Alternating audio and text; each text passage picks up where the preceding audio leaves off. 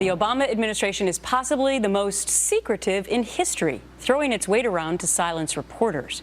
Former New York Times editor Jill Abramson revealing details of a phone call she got from the Director of National Intelligence, James Clapper, warning her not to publish a story. And he wasn't the only one. She recently told an audience, "I've had Obama administration officials literally say more than once, quote unquote, 'You will have blood on your hands if you publish this story.'" Joining me now, Chris Plante, host of the Chris Plante Radio Show, and Leslie Marshall, a syndicated radio talk show host and Fox News contributor. Great to see the both of you. Blood on your hands. I mean, this is a little bit different, Leslie, is it not, than just saying, you know, in the interest of national security, we'd really appreciate if you didn't come out with this just now? I honestly don't. I think this is more of a pleading, not a threatening to her. She certainly had a choice, and she made that choice not only during this administration, but after 9/11, as most press did, in the best interest of national security, to comply with requests from the White House then and now, to be very responsible, as she put it in her speech, in real time.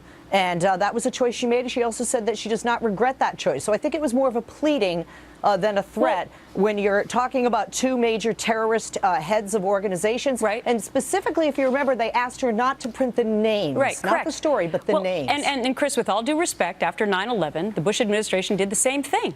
You know, we were living in a new era, and they talked to reporters and said, you know, there's going to be a lot of things that we really don't want all the details out of there, like we do with troop movements and things like that. But I guess my question to you, Chris, is this administration in any way different from the ones before it?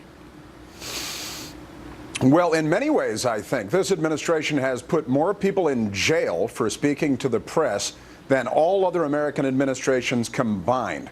As we know, this administration has tapped into the phone records of the Associated Press, of James Rosen at Fox News, of James Rosen's parents. They've engaged in dangerously insidious behavior when it comes to cracking down on the free flow of information to the press and, by way of the press, to the American people.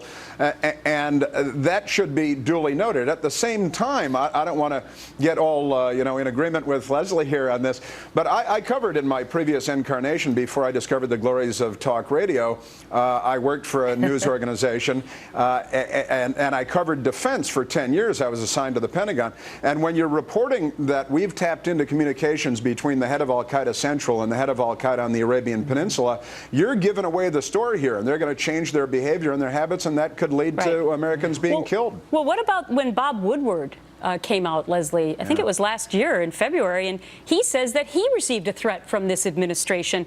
Somebody told him, I believe it was Gene Sperling, "I think you will regret staking out that claim." He viewed that as a veiled threat against him.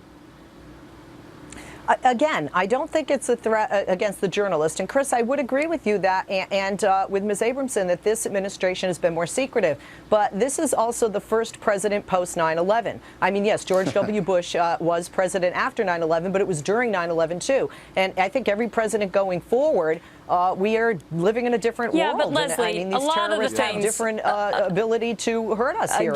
So you really believe that the reason that the administration was looking and tapping the phones of James Rosen and his parents had to do with terrorism? Wait, I want to be clear. I want to be clear about that, and I said that right here on Fox News Channel when that happened, that I think, especially as a member of the press and loving my First Amendment right as much as all of you, that was disgusting and uncalled for, and I would agree that this has been more secretive, but I don't think regarding Bob Woodward, I don't think regarding Ms. Abramson that these were threats, but they were more so pleas. And like Chris said, when he was in his position formerly before being a talk show host, there could be blood on people's hands as a result if you name some of these names against the and you could also use that reasoning when you call up reporters and tell them not to print something.